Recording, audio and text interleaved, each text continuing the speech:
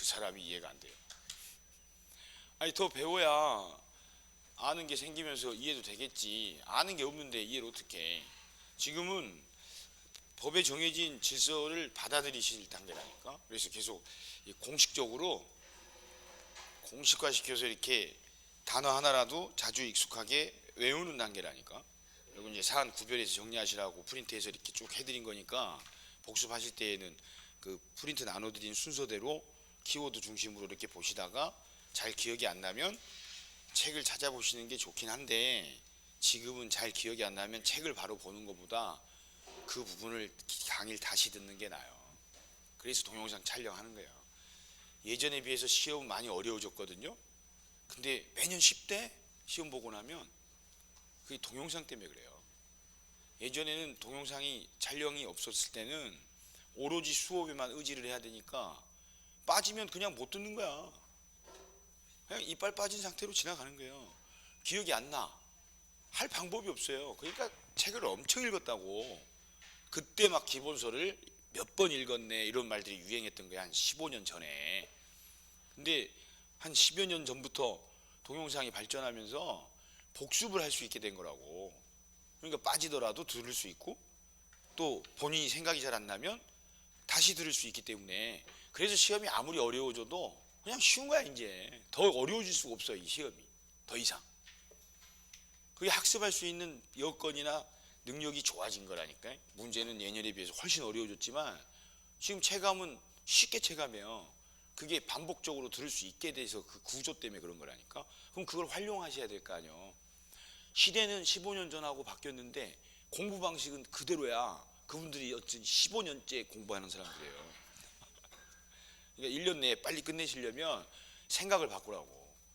책을 읽어서 지식을 습득하는 시대는 끝났다니까. 들으시라고. 프린트 보고 기억 안 나면 그 부분을 들으세요. 강의 들어서 이해하시는 게 제일 빨라요. 혼자 애쓰지 말고. 생각도 하지 마. 생각하는 과목 아니라니까. 왜 생각해? 어떤 사람은 반환이랑 말소청구랑 같은 뜻이냐 이렇게 물었더라고. 그게 어떻게 같은 뜻이요? 반환은 물건 돌려달라는 거고, 말소는 무효등기 지워달라는 거 아니요. 그러니까 현재 소유자가 원인관계가 무효일 때 물건을 줬거나 등기 이전을 해줬으면 물건 돌려달라는 게 반환 청구고, 그 무효등기 말소해달라고 하는 게 말소 청구 아니에요. 그냥 눈 뜨고 있는 그대로 읽으려니까 생각을 한단 말이야. 그러니까 반환이랑 말소가 같니? 그거 어떻게 같은 말이요? 반환은 돌려달라는 거고 말소는 지워달라는 건데. 근데 둘 다 현재 소유자이니까 소유자 아닌 사람한테 내 소유물을 돌려달라, 내 소유물이니까 당신 등기 말소해달라 이렇게 청구할 수 있다는 이야기지. 그러니까 반환이든 말소든 현재 소유자니까 행사할 수 있다라는 취지지. 그 행사 내용이 같진 않죠. 그러니까 민법은 써있는 대로 하시는 게 좋아요. 단 하나라도 머릿속에 생각이 들어가 버리면 엉뚱한 상상을 해버린다고. 비정상이 무슨 뜻이에요? 정상이 아닌 거지. 정상이 아니야. 그러니까 의사표시가, 자, 써있는 대로 의사표시가 뭐예요? 의사를 표시하는 거지. 의사표시는 두 개가 결합됐어요. 뭐하고 뭐가? 되잖아. 누구는 돼. 있는 그대로 하니까 의사표시로 돼 있어. 그럼 이게 정상이려면 의사표시가 일치해야 돼요. 그리고 다른 사람한테 영향을 받지 않고 자유로운 의사결정을 했었어야 돼. 그걸 하자가 없애야 된다 그래. 이래야 정상이에요. 근데 이 의사표시가 비정상이라는 이야기는 일치하지 않았대. 불일치했대. 쓰실 필요 없어요. 이제 별로 안 쓰죠 여러분도? 좋은 자세예요. 거기 76페이지에 그림 나오잖아요. 그거 하시는 거야. 이거 외울 그림 아니요. 첫 시간이니까, 처음 도입 부분이니까 체계적으로 이렇게 할 거다라고 미리 한번 보고 시작을 할 거라고. 그럼 불일치한 경우랑 하자가 없어야 되는데 하자가 있는 경우, 그럼 하자가 있다 이 말은 일치하긴 했지만 자유로운 의사결정을 한 게 아니라 외부로부터 어떤 영향을 받아서 했다는 뜻이에요. 이걸 합쳐서 비정상이다 그래. 그럼 불일치한 경우가 둘로 나뉘어. 자, 의사표시 부분에 오면 사람이 2명 나와요. 그리고 민법은 대부분 2명 나와. 3명 나오는 데가 극히 제한적이에요. 당사자 2명 나온다고. 이때 의사표시 부분에서는 의사를 표시하는 사람 그리고 그 상대방 이렇게 두 명 나와. 두 명. 이때 의사를 표시하는 사람을 줄여서 표의자, 나머지 한 명을 상대방이라고 한다고. 그리고 우리 시험은 상대방 있는 의사표시만 시험법이잖아요. 중계를 해야 되니까. 그럼 이제 표의자가 불일치한 의사를 일부러 알고 한 경우가 있고, 알고 헛소리를 한 거지. 의사표시를 불일치하게. 모르고 한 경우가 있다는 거야. 이제 알고 한 경우가 둘로 나뉘어. 비진의 표시랑 통정허위 표시랑. 그럼 비진의 표시는 진이 아닌 의사를 표시한 거예요. 혼자 허위 표시한 거고, 통정허위는 상대방과 짜고 아예 허위로 의사를 표시한 거야. 모르고 한 걸 착오다 그래요. 착오를 일상용어로 하면 착각했다는 뜻이고, 하자가 있다는 이야기가 사기 강박을 당했다는 거야. 사기는 속아서 한 거고, 강박은 강한 협박에 의해 공포심에 의해서 한 거라고. 이 5가지 유형을 비정상적 의사표시라고 해요. 그럼 이제 오늘 비진이부터 강박까지 한 가지씩 사유들을 순서대로 보실 거예요. 그러면 이거를 쉬운 말로 그냥 바꿔 읽으면 얘는 혼자 헛소리 한 거고, 얘는 짜고 한 거예요. 혼자 착각한 거고, 속아서 한 거고, 쫄아서 한 거예요. 이걸 비정상적 의사표시다 그래요. 그럼 여기 비정상적으로 의사를 표시했기 때문에 나오는 이 둘에서 무효 사유가 나오고, 이 3가지에서 취소 사유가 나와요. 물론 이때는 무효일 때 취소일 때를 전제로 하는 거야. 여기 나오는 무효 취소 사유들이 갖는 제도적 공통점이 있어요. 그래서 저희가 지난 시간에 좀 더 20분 더 하면서 첫날인데도 첫날이니까 일찍 끝나겠지라는 기대감으로 왔다가 더 늦게 끝났잖아요. 일부러 그렇게 한 거라니까. 첫 주에 단계를 끊으려고.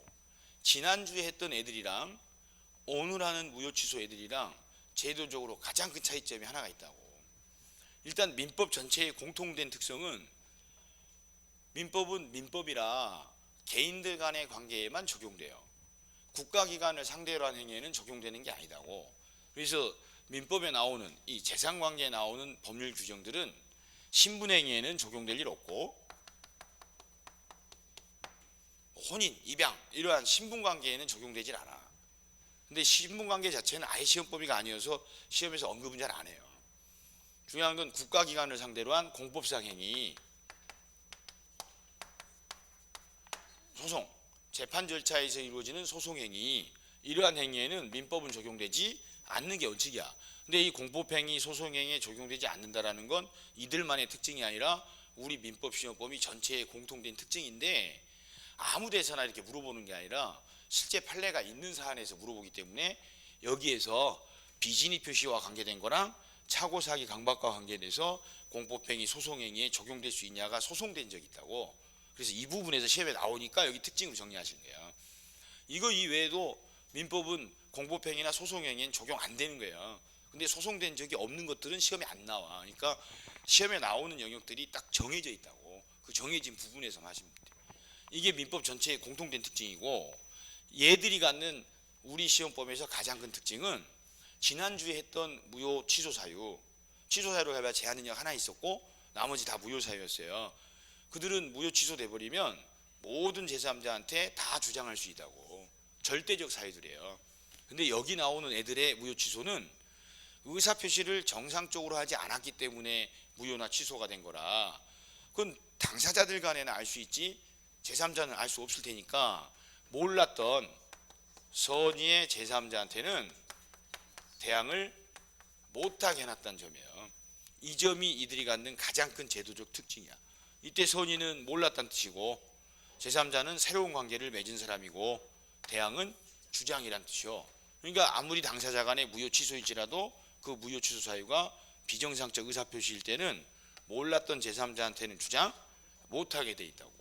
그럼 반대로 알았던 제3자, 악의 제3자한테는 주장할 수 있어요. 그래서 제3자가 선이냐 악이냐에 따라 주장 여부가 달라지니까 이걸 상대적이라고 하는 거예요. 여기 나오는 애들의 특징이 상대적 무효 취소예요. 그럼 여기서 제일 중요한 건 공통적으로 제3자 관계가 중요시 되는 거예요. 그 점이 1주차 때 배운 거랑 오늘 2주차 때 하는 거랑 제도적 가장 큰 차이점이라고. 그럼 이 경우에 선의 제3자한테는 주장을 못해. 그럼 제3자는 일단 선의로 인정되느냐, 제3자는 악의로 인정되느냐가 첫째 쟁점이에요. 이거는 그냥 상식이야. 이들 간에 비정상적으로 의사표시가 이루어졌다라는 건 제3자는 모를 수밖에 없는 거 아니에요. 그러니까 일단 제3자는 선의로 추정돼. 추정이 뭔 뜻이요? 일단 인정되는 걸 추정한다 그래요. 그러니까 제3자는 자기가 선의였다라는 걸 증명할 필요가 없고, 이들이 무효나 취소됐다는 이유로 얘한테도 주장하고 싶으면 제3자가 악이었다라는 걸 무효 취소 주장자가 다 증명해야 된다고. 또 하나는 법에는 선의의 제3자라고 되어 있는데, 선의에는 두 종류가 있어요. 주의를 다 했던 무과실이었던 사람이랑 주의를 하지 않았던 과실 있는 사람이랑. 근데 법에서는 선의의 제3자라고 되어 있지 선의 무과실의 제3자라고 되어 있지 않아요. 그렇기 때문에 여기서 제3자는 과실이 있든 무과실이든 상관이 없어. 선의이기만 하면 돼. 그러니까 선의 무과실을 요하지 않는다고. 과실이 있든 무과실이 있든 상관이 없다고. 이건 외우셔야 되는 거야. 제3자는 당연히 선의로 일단 인정이 될 것이고, 제3자는 선의기만 하면 되지 무과실일 필요까지는 없다고. 그러니까 제3자가 선이지만 과실이 있대. 그럼 여기서는 제3자가 선이지만 과실이 있단 말이 나오면 선이었다가 중요하지 과실이 있다는 중요한 게 아니다는 거예요. 여기까지가 1번에 정리해 드린 거야. 1번. 안 쓰길 잘했죠? 1번에 나눠진 프린트 1번에 비정상적 의사표시의 공통점.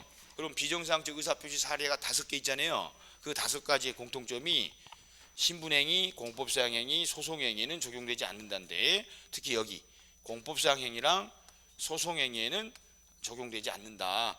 요 점을 외우시면 돼. 신분행위는 안 해주셔도 괜찮아. 아예 중개 대상이 아니니까. 그러면 비정상적 의사표시 중에 한 가지 사유가 나오고 그 시험 문제 속에 공법행위나 소송행위가 들어있죠. 그럼 물어보는 게 적용되냐 안 되냐 물어보는 거예요.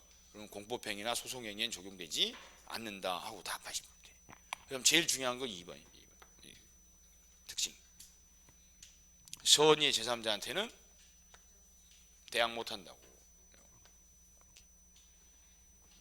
다 이때 제3자는 선의로 추정. 일단 인정이 되는 거고 무과실은 요하지 않는다고. 이제 하나씩 비진의 표시부터 시작하실 거예요. 그러니까 이렇게 이건 법에서 정해진 공통된 특성이니까 이거 외우셔야 되는 거야.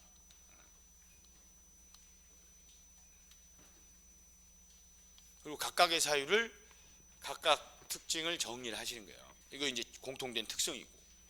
자, 이제 책 가셔서 76페이지에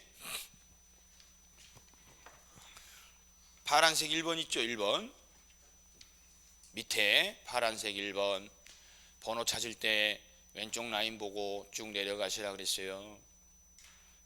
길게 나올 때는 진이 아닌 의사표시 이렇게 나오고 줄여서 나올 때는 비진의 표시라고 나오는데 같은 말이요. 거기 법조문부터 보시라고. 제 107조 1항. 책을 못 찾겠어요?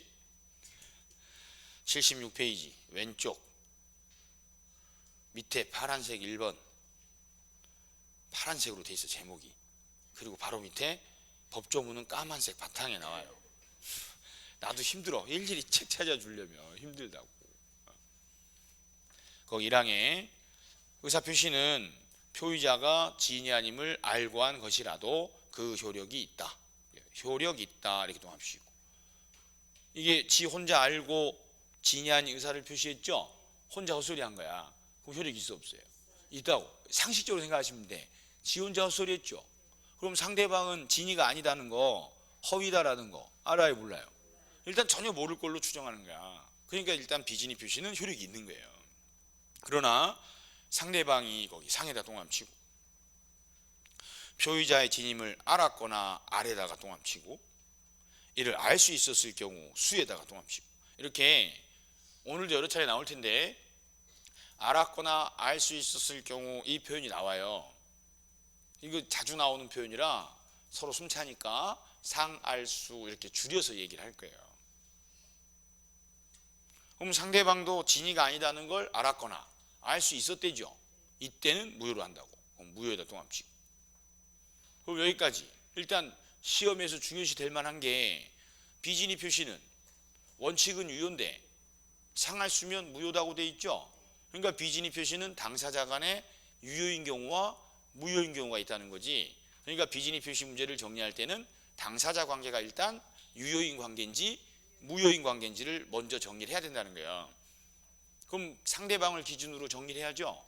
상대방이 전혀 몰랐다면 당연히 유효한 거고, 상대방 또한 알았거나 알 수 있었으면 그때는 무효인 거지. 왜 무효예요? 아니, 상대방도 알았거나 알 수 있었으니까 무효지. 그러니까 제가 왜라는 말을 하면 표정이 생각을 하려고 그래. 아니, 생각하라고 왜를 물어보는 게 아니다니까. 있는 데서 찾는 연습을 하자고, 습관 들이자고 하는 거지. 생각하지 마. 그 다음 2항. 전항의 의사표시의 무효는 무효에다 동함 치고, 선의, 제3자, 대항 못한다.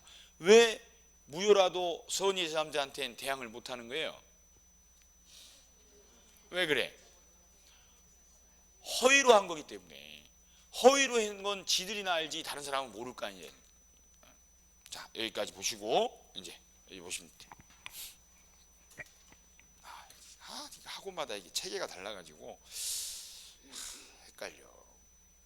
야, 비진입 표시 길게 나오면 지인이 아닌 의사표시. 혼자 허위 표시한 거라 원칙은 유효하고. 이게 일단 제일 중요해요. 자, 민법에서는요 원칙이 제일 중요해요. 다른 2차 과목들은 시행법들이에요. 절차법. 그들은 예외가 시험에서 중요시돼요. 원칙 하나에 예외 몇 개씩 있어. 그러니까 노래 부르시잖아. 맨날 앞자 따가지고. 근데 그 앞자 따서 외운 노래가 중개사법에서 부른 노래인지 공법에서 부른 노래인지가 헷갈려서 탈이지. 민법은 기본법이라 예외가 거의 없어요. 그래서 원칙이 뭐냐가 일단 제일 중요하니까 항상 민법 시험 공부할 때는 사안이 주어지면 원칙이 뭐였다를 우선 기억하는 식으로 습관을 들이셔야 돼. 그러니까 비진입 표시는 원칙은 뭐요? 유예요. 왜? 상대방은 선의 무과실로 일단 추정이 되기 때문에. 근데 무효인 경우가 있어. 그때가 상대방이 알았거나 이게 악이 알 수 있었을 경우 이게 과실, 이때는 무효다고. 단 무효일지라도 그 무효를 선의의 제3자한테 대항하지는 못하게 돼 있어요. 그러니까 비진입 표시 사례가 주어졌을 때에는 일단 당사자 간의 유효인지 무효인지를 먼저 정리하셔야 되고, 유효면 제3자 관계는 발생 안 하겠죠. 무효일 때는 제3자 문제가 발생하는 거지. 그렇게 단계적으로 구별하셔야 돼요. 그러니까 비진입 표시 사례가 주어지면 일단 정리할 건 상대방이 알았거나 알 수 있었는지 전혀 몰랐는지를 먼저 정리해서 당사자 관계가 유효인지 무효인지를 확정을 줘야 그 다음에 제3자 관계를 따지시는 거예요. 그러니까 덥석덥석 하지 말고 천천히 단계적으로 하시라고. 단계적으로. 여기까지는 이해되세요? 저희가 이게 한 4, 5개월 좀 지나면 꼭 나타나는 사람이 있어요. 수험생 중에. 자기는 다른 데는 다 이해가 되는데 비진입 표시가 잘 안 된대. 그럼 본인 성격이에요. 잘 안 되는 게. 왜 똑같이 배워서 누구는 잘 되는데 누구는 안 돼? 그게 생각이 많은 사람들이 안 되는 거야. 있는 그대로 해봐요.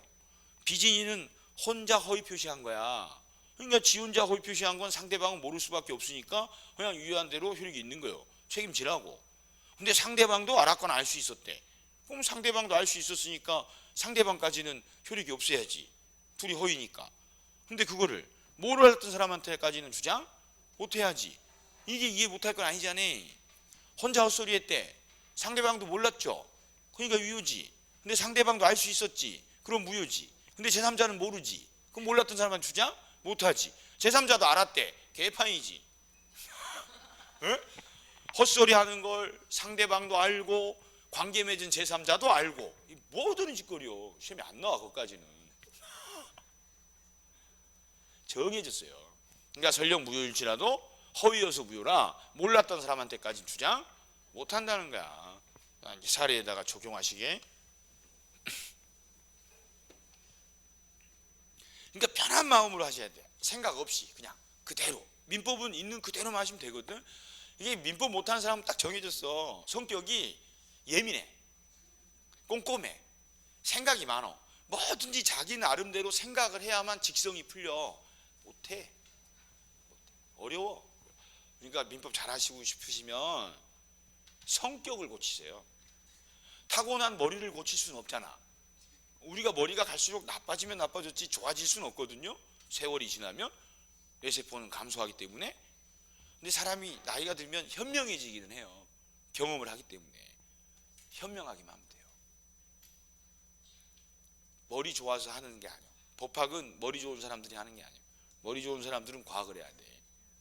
근데 우리나라가 아직 발전을 덜한 건 머리 좋은 사람들이 법을 해서 그래요. 그러니까 법대로 안 하고 생각대로 해버리는 거야. 그래서 법치주의가 깨진 거라고. 단순 무식한 사람들이 법을 해야 되거든. 그래야 법대로 할 거 아니요. 아무 영향 없이 공식대로 법대로. 그럼 정의사회는 자연스럽게 구현됐을 거예요. 머리 좋은 사람들이 법하면 안 돼. 이 사례 나와요. 이렇게 이제 이 사안이 비진이 표시에 나오는 사례인데, 그러면 사안이 주어지면 갑과 을 사이가 어떤 사안인지 이걸 정리하시는 거야. 이렇게. 갑이 을에게 증여를 했대. 그런데 문제는 증여 의사 없이 했지. 비진이구나. 이렇게. 그럼 여기까지. 갑이 증여 의사 없이 을에게 증여했죠. 그럼 을 짜고 있어요? 갑 혼자 있어요? 갑 혼자 증여 의사 없이 증여한 거 아니야. 이게 비진이 표시요. 그럼 여기서 제일 중요한 사람은 을이야. 을이 뭐냐에 따라 유효무효가 결정나. 그럼 갑과 을 사이에 비진이가 나왔구나. 그리고 이제 또 병 나오죠. 그럼 병에게 다시 매매하고 등기했대잖아. 그럼 일단 이 병이 취득하냐 못하느냐가 이 문제의 쟁점이 될 거예요. 근데 병이 중요한 게 아니라 비진이 표시에선 갑과 을 관계가 중요하다고. 갑과 을이 유효면 병은 언제나 취득할 거고, 갑과 을이 무효면 병이 선의일 때만 취득하고 병은 악이면 취득을 못할 테니까 그렇게 정리를 하시면 돼. 그럼 1번에 을이 선의 무과실이라고 나오면 무과실이 중요한 거야. 을 전혀 몰랐구나. 왜냐하면 을이 과실이 있게 되면 그때 무효가 돼버리니까 을 무과실이면 유효구나. 여기서 끝난 거야. 여기서. 그럼 소유권을 을이 취득할 거 아니에요. 그럼 병은요? 그냥 언제나 취득하는 거야. 선의 악이 따질 필요가 없다고. 그러니까 이 1번 사건은 을 무과실에서 끝난 거예요. 을이 무과실이면 을이 소유권 취득했으니까 병은 선의 악이 따질 거 없이 언제나 취득한다고. 왜요? 을이 소유자니까. 을이 소유자니까. 근데 을이 과실로 알지 못한 경우 이렇게 나오잖아요. 그럼 알지 못한이 중요한 게 아니라 과실이 있었다가 중요한 거야. 그리고 을 악이인 건 시험에 잘 안 나와요. 을도 알았지. 그럼 당연히 무효지. 근데 을이 몰랐지만 주의를 했더라면 알 수 있었던 경우도 법에서 무효라 그랬거든. 그러니까 을이 과실로 알지 못한 이렇게 나오면 을 과실이 있구나. 그럼 무효자네. 그럼 을은 소유권 취득 못해. 그래서 을은 취득 못한다고. 왜 못해요? 을 과실이 있으니까. 그럼 이제 이의 경우 을이 무효여서 소유권 취득 못했죠. 그럼 원래 을이 무효면 병도 싹 다 무효가 지난주까지 했던 무효의 원칙 아니에요. 그런데 그것들은 질서 위반이어서 무효였을 때 이야기들이고, 지금 무효인 이유는 갑과 을이 허위로 해서 무효인 것 뿐이지 않냐고. 그럼 진짜로 했는지 가짜로 했는지는 여기까지는 갑과 을 둘만 알지 제3자 병은 알 수가 없는 거니까 병은 선의인 경우에는 취득할 수 있게 되는 거예요. 근데 병도 악이었으면 병도 보호할 필요가 없잖아. 얘들이 허위여서 무효다는 걸 병도 알았다면 병은 보호할 필요가 없는 거니까. 그래서 이렇게 단계적으로 하시는 거야. 그럼 비진이 표시 사례는 이 사례밖에 안 나요. 시험에. 갑이 을에게 증여 의사 없이 증여했다고. 그러면 을이 선이 무과실이면 을이 소유권 취득하는 거고, 을이 악이거나 과실이 있으면 그때는 을도 취득 못하는 거고, 그에 따라 병은 을이 취득했으면 병은 당연히 취득하는 거고, 을이 취득 못했으면 병은 선이면 취득하고 병이 악이면 취득 못하게 되는 거예요. 이렇게 단계적으로 하시면 된다고. 정신없어요? 처음엔 다 그렇지. 아예 이걸 전체적으로 급하게 한 번에 다 하려고 하지 말고 단계적으로 하나씩 하라고. 그럼 비진이 표시는 원칙은 유효, 상대방은 선의 무과실로 추정이 되는 거예요. 그럼 갑이 을한테 무효를 주장하고 싶으면 주장자가 증명해야죠. 그럼 을도 알았거나 알 수 있었다라는 걸 증명을 해야 돼. 그래서 을이 과실이 있다라는 게 증명이 되면 을은 무효야. 그럼 을은 취득은 못해. 근데 을이 병한테 매매하고 등기를 해줘 버렸을 때 병은 그들 사실을 몰랐으면 병은 취득하는 거고, 병도 알았으면 병 또한 취득 못하는 거니까. 그러니까 비진이 표시는 상식적으로 하면 돼요. 혼자 헛소리 했대. 일단 책임지라고. 그래서 원칙은 유효야. 근데 상대방도 헛소리 한 거 알았거나 알 수 있었대. 그럼 상대방까지는 무효야. 그런데 제3자는 몰랐대. 그럼 제3자한테 무효 주자? 못해. 이걸 못해? 이거를? 제가 지금 한 방식대로 한 10번씩 집에서 반복을 해봐. 그럼 몇 분이나 걸려요? 5분, 10분도 안 걸려. 그럼 입에서 나오지 않을까? 비진이 표시, 혼자 헛소리 한 거라 원칙은 유효야. 상대방은 당연히 선이 무과실로 추정되니까. 근데 상대방도 알았거나 알 수 있었대. 그럼 상대방도 무효야.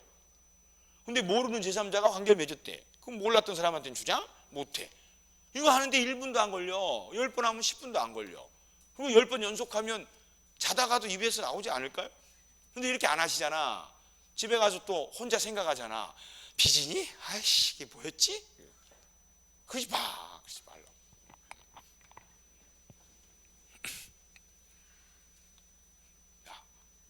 여기까지가 비진이 표시의 법조문에 나오는 유효, 무효, 선의의 제3자 관계에 대한 문제고, 이제 판례 사건이 여기 진의가 나와요. 자, 진의라고 나오면 그대로 읽으면 진정한 의사란 뜻이죠. 근데 우리 판례가 진의는 이대로 읽지 말라 그랬어요. 써요 거기다. 진의에다 동그라미 쳐가지고 이대로 읽지 마. 이렇게. 그러니까 저희가 민법상 법률 용어들은 써 있는 대로 읽으시면 된다 그랬죠. 근데 절대 그대로 읽으면 안 되고 실수할 수 있고 바꿔서 읽어야 될 게 극히 몇 개 있다. 걔들은 거의 민법 총칙에서 다 나오고 끝나요. 그럼 지난주에 딱 2개 나왔거든. 첫째가 묵시. 묵시 나오면 뭐라고 읽어요? 행동으로 이렇게 읽으셔야 돼. 묵시를 그대로 읽어버리면 침묵. 아무 짓도 아무 말도 안 한 게 떠올라 버리니까 행동으로 한 걸 묵시적 의사표시라고 하는 것이고, 또 하나가 계속 나오는 선의, 악이란 말이에요. 선의는 착하다는 뜻이 아니라 몰랐다는 뜻이고, 악의는 나쁘다는 뜻이 아니고 알았다는 뜻이야. 그게 헷갈리거든. 이렇게 다시 하랬잖아. 악의는 알았다는 뜻이라고. 이제 오늘 나오는 이건 이제 실제 판례 사건이에요. 이 진의의 의미가 진정한 의사를 뜻하는 것이냐 아니다라고 한 판례예요. 즉 진정으로 원하는 걸 뜻하는 게 아니다 그랬어. 진의를 그대로 읽으면 진정한 의사, 진정으로 마음속에서 원하는 걸 뜻하는 거지. 근데 이게 소송된 사건이 강박 사건인데, 강박에서 이제 또 한 번 다시 종합 정리가 될 거예요. 을이 갑을 강박을 해가지고 갑소의 부동산을 증여를 했어. 이렇게 을한테. 그래서 등기까지 이전이 됐다고. 그럼 이제 을이 소유권 취득한 거예요. 근데 강박은 좀 전에 마지막 사유로 봤듯 취소 사유로 돼 있어요, 법에. 그럼 얘는 강박을 당했으니까 이거 입증하면 취소할 수 있거든. 그럼 취소하게 되면 처음부터 무효가 되니까 당연히 말소 청구, 반환 청구 할 수 있게 돼요. 근데 문제는 무효는 아무 효력이 없기 때문에 언제라도 주장할 수 있지만, 취소는 취소를 하게 되면 계약 당시로 소급해가지고 무효가 되기 때문에 취소는 일정 기간 내에 해야 돼요. 그래서 일정 기간이 지나면 취소를 못해. 근데 이 사건은 증여를 하고 나서 10년이 지난 상태야. 10년이 지났다고. 그래서 취소권 행사 기간이 지난 사건이라 취소를 못하는 사례예요. 그러니까 취소 사유가 있음에도 불구하고 취소권 행사 기간이 지나다 보니까 취소를 못해. 그러니까 이제 갑이 변호사한테 10년 넘긴 했는데 강하게 협박을 당해가지고 준 거니까 이거 돌려받을 수 있어야 되는 거 아니냐, 돌려받을 수 있는 방법 없냐 그러니까 이 변호사가 취소권 행사 기간이 명확히 지난 게 분명하기 때문에 이건 취소 소송 해봐야 그냥 각하당한다고, 행사 기간이 지나서. 제가 최선을 다해서 해볼게요 하고는 이 변호사가 무효 주장을 한 거예요.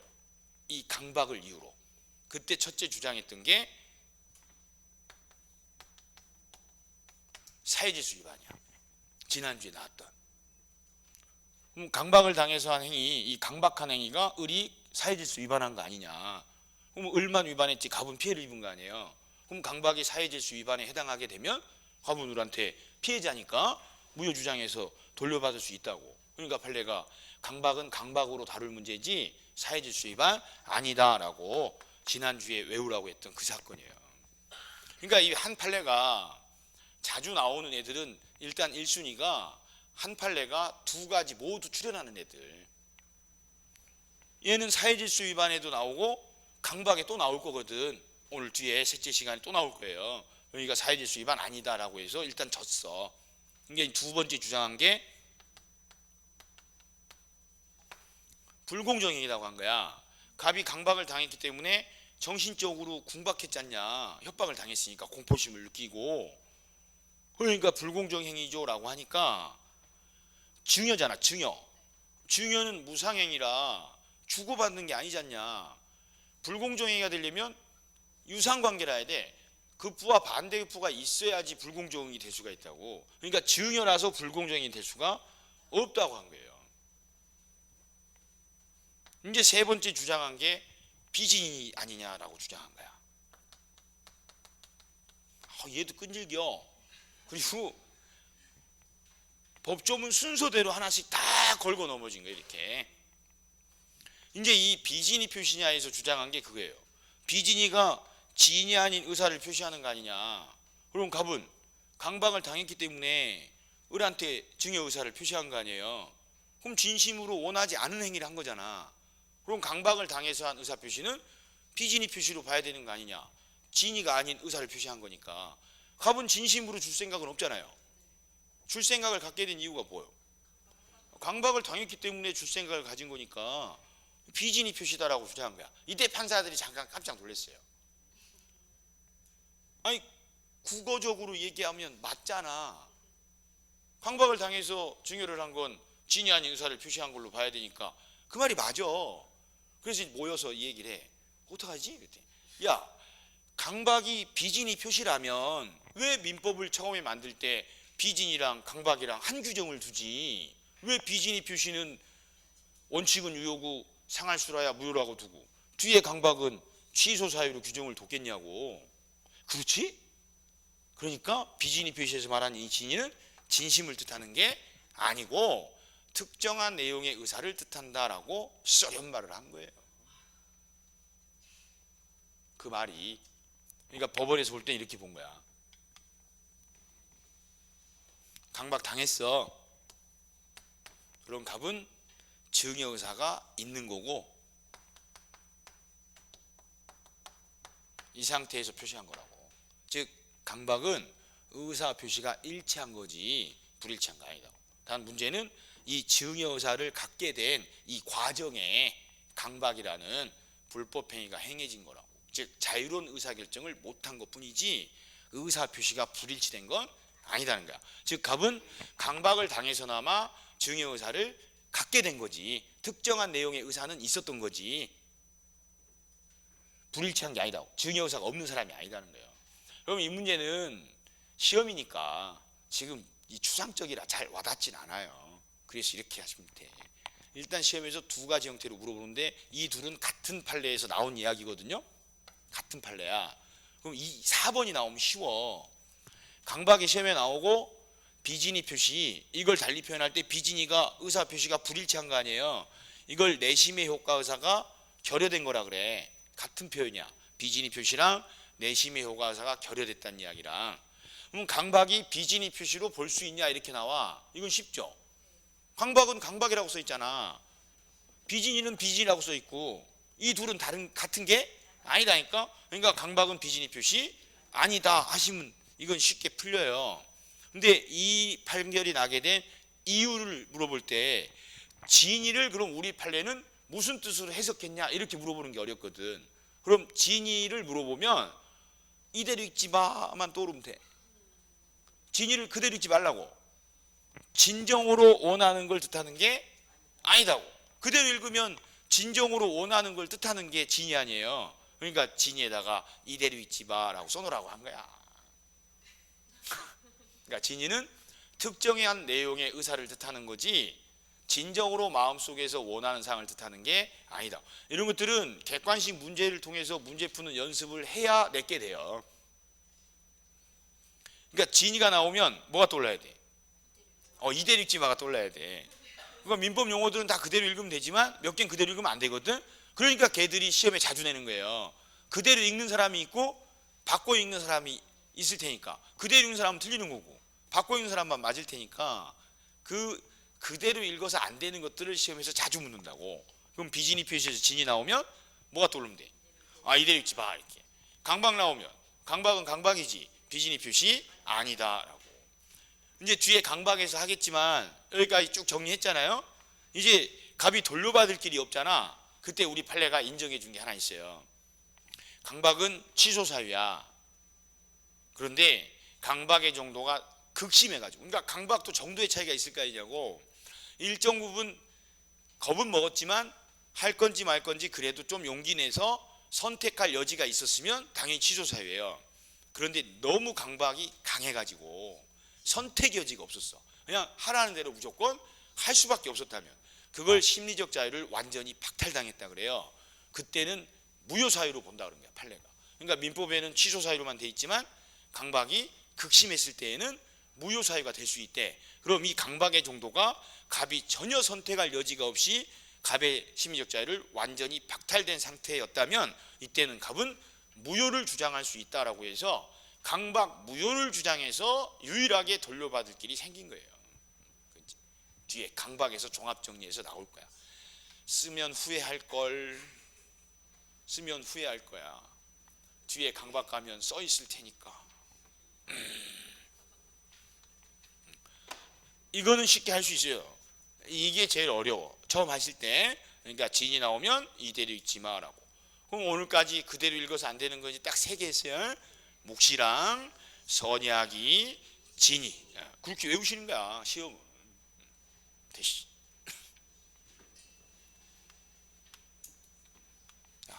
그 다음 쟁점이 공통점으로 공법상 행위에는 적용되지 않는다 그랬죠. 그래서 공무원이 사직서를 제출하잖아. 근데 공무원이 사직의사 없이 사직서를 낸 거예요. 그럼 비진이죠. 근데 국가기관이 그 비진이라는 걸 알았거나 알 수 있었대. 그럼 민법 규정대로 하면 비진이고 상대방 국가도 알았거나 알 수 있으니까 무효라 해야 되잖아요. 그렇게 공무원이 주장을 한 거야.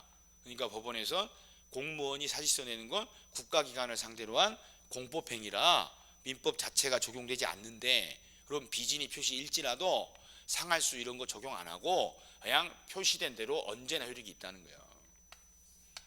그래서 이 자주 나 시험에 비진이 표시에서 공법상 행위가 보이거나 공무원이 사직서 제출한 게 보여요. 그러면 이건 법 적용되는 사건이 아니야. 그럼 언제나 유효한 거지. 뭐 상할수 따져가지고 유효냐 무효냐 다툴 일이 아예 아니다는 거예요. 공무원 나오죠 시험에. 쉬어 하면 돼. 쉬어. 그래서 이 공무원은 그때 결국 퇴직하고 공인중개사가 됐어요. 근데 사인이 사직의사 없이 사직서를 내죠, 회사에다가.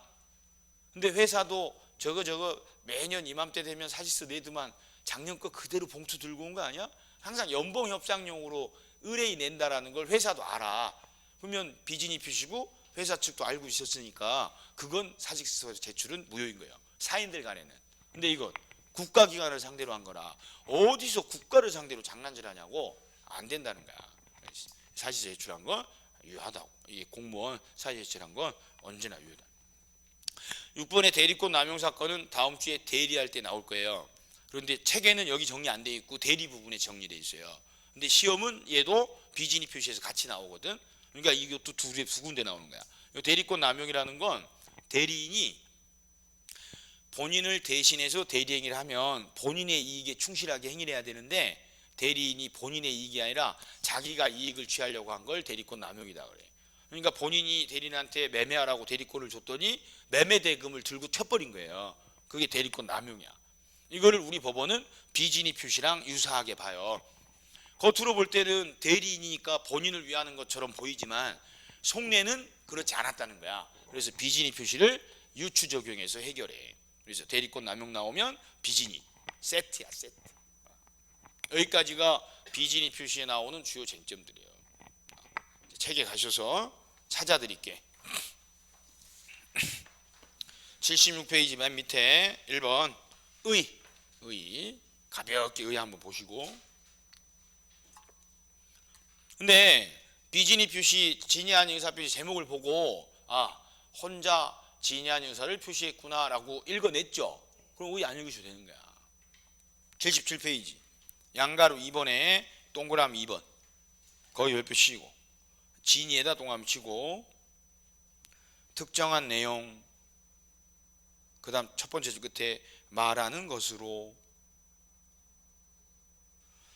77페이지 양가로 2번에 동그라미 2번 진이에다 동그라미 치고 특정한 내용에다 동그라미 치고 끝에 말하는 것으로 동그라미 치고 그 다음 진정으로 끝에 아니다. 속 터진다. 괜찮아. 연습하는 거예요. 연습하는 거야. 괜찮아. 연습하는 거야. 그러니까 진이 나오면 뭐가 떠올라요? 이대로 읽지 마. 그대로 읽으면 안 된다. 거기서 이제 판례 1번 있죠? 그 판례 1번으로 화살표를 하셔요. 동그라미 2번에서 판례 1번으로. 자, 1번. 두 번째 줄에 줄거진 데 있죠? 거기 눈에 띈다는 거야. 그럼 강박에다 동그라미 치고 바로 밑에 내심의 효과 의사가 결여된 것 그걸 가로 딱 치고 이걸 뭐라 그래요? 비진이라 그래. 그러니까 강박은 비진이 표시라고 할 수는 없다고. 할 수 없다. 거기다 동그라미 치면 되고. 그러니까 강박은 강박이지 비진이 표시 아니다. 그 말이에요. 대시. 그 다음 78페이지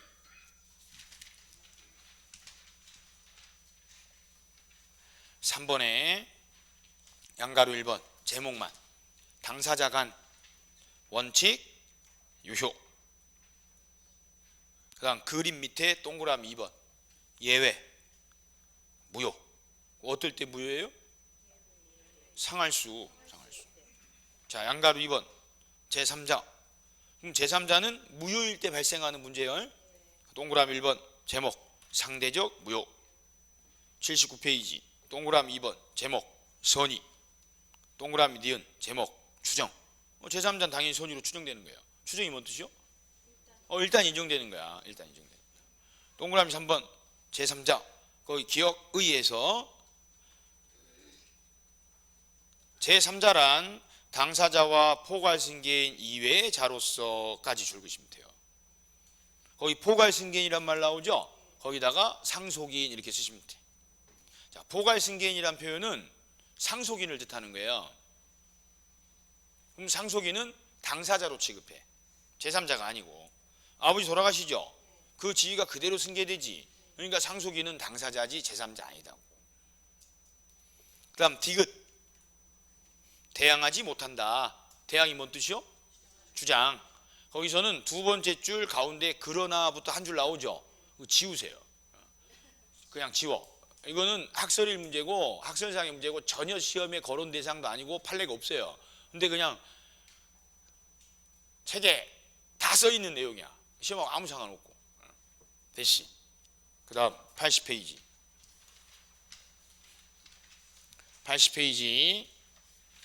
동그라미 2번 거기다 붙이고 공법행위 나왔죠? 그 다음 기억 적용 않는다. 왜 적용 안 돼요? 공법행위니까 적용 안 돼. 그 다음 동그라미 니은 공무원 넷째 줄 공법행위 준용되지 않으므로. 적용, 준용, 유추적용 여러분은 구별하시는 거 아니에요. 그냥 다 적용이라고 읽으시면 돼.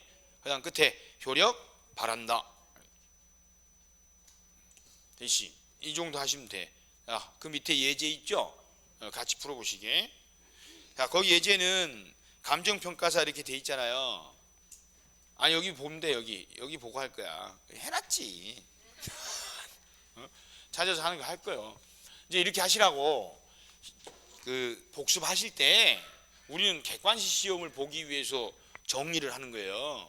우리 집안일을 해결하려고 이걸 정리를 하는 게 아니라, 그러니까 항상 복습도 지금은 이 문제 저 문제 풀 단계는 아니니까 같이 이렇게 수업 시간에 풀어본 문제를 집에서 복습할 때 자기가 한번 나름대로 어디다 표시할지를 생각하면서 풀어보라고. 여기서 같이 해보고. 그리고 문제 보면 옳지 않은이라고 돼 있잖아요. 다른 시험들은요, 틀린이랑 옳지 않은이랑 한 시험에 혼용돼서 나와요. 근데 중개사 시험은 안 그래요. 중개사 시험은 일반인들이라 막 옳지 않은이나 틀린이나 같은 말 아니요. 그거를 문제에서 혼용해서 쓰질 않고 틀린이라고 통일해서 쓰고요. 틀린 밑에 밑줄 두어줘요. 근데 이게 PPT로 전환하면 밑줄이 없어지더라고. 거도 안 생겨. 승욱이한테 물어봐야 되는데 가지고 이렇게 줄 두어줘. 그래서 제가 이렇게 우리 시험용으로 용어를 바꿔놓은 거예요. 그러니까 우리 시험은 옳은 틀린 딱 명확하게 표현을 써요. 근데 다른 시험들은 내는 사람마다 옳지 않으라고 내는 사람이 있고 그걸 틀린 이렇게 내는 사람이 있는 거예요. 그럼 문제를 항상 풀 때는 문제를 전체를 읽는 게 아니라 이 제목이 뭐에 대한 문제인지를 정리를 하시는 거야. 앞으로도 쭉 수업 듣다 보면 느끼실 게 민법 시험 문제들의 대부분은 종합 문제는 거의 없어요.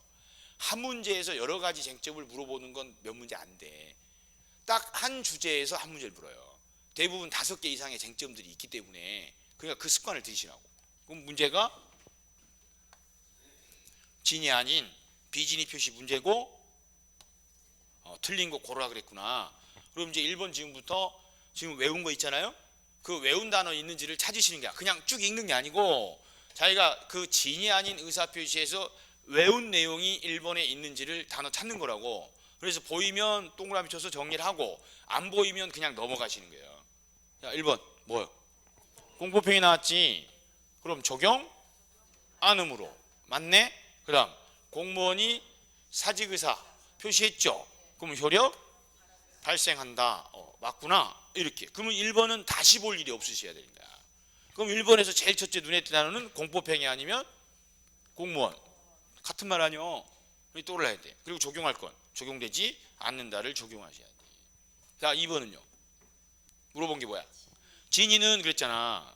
진이 물어보잖아 지금. 그럼 뭐가 떠올라? 이대로 읽지 마. 이대로 읽지 마. 그럼 그대로 읽었나 안 읽었나 보면 돼요.